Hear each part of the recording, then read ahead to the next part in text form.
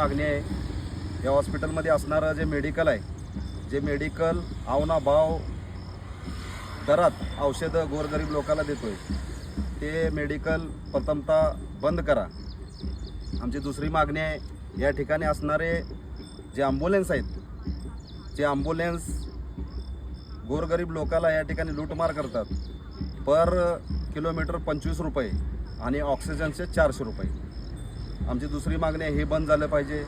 आणि आमची तिसरी मागणी आहे, हे शासनाची योजना आहे, ती योजना योग्य पद्धतीनं राबवा। या पद्धतीनं आम्ही आज या डीनला निवेदन दिलेलं आहे। या ठिकाणी खरोखर या हॉस्पिटलमध्ये एक गुंडशाही या ठिकाणी चालू आहे। आज आम्ही निवेदन द्यायला गेलो आणि त्या ठिकाणी जे असणारे गुंडवृत्तीचे जे गार्ड आहेत, ते गार्ड त्या ठिकाणी जाण्यास मना करतात, व्हिडिओ शूटिंग करायची नाही।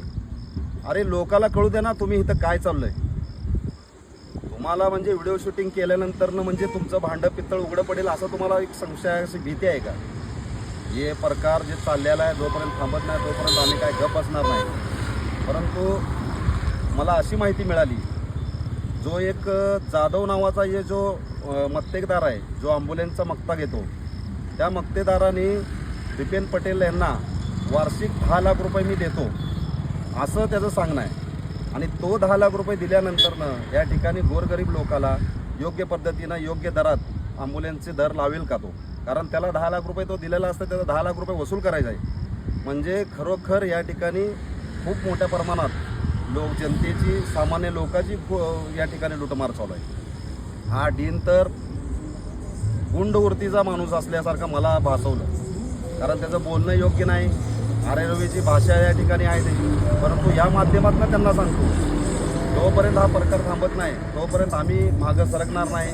कारण युवा भीमसेना ही सामाजिक संघटना गोरगरीब जनतेच्या प्रश्नावर हमेशा आक्रमकपणे, निर्भीडपणे शाहू फुले आंबेडकर, अण्णाभाऊ लहुजी वस्ताद साळवे यांच्या विचारावर चालणारी ही संघटना आहे। आम्ही असल्या गोष्टीला भीत नाही।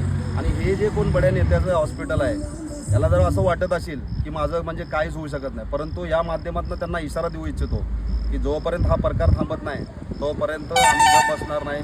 हा प्रकार बंद पाडणार तरच युवा भीमसेना थांबणार, या माध्यमातून त्यांना इशारा देतो। आणि आज या निवेदनाच्या माध्यमातून त्यांना आम्ही मागणी केली आहे, निवेदन दिले की येणाऱ्या 15 ऑगस्टपर्यंत जर आमच्या मागण्या पूर्ण नाही झाल्या तर युवा भीमसेना सामाजिक संघटनेनं एक उग्र पद्धतीचं आंदोलन 15 ऑगस्ट रोजी आम्ही करणार आहे।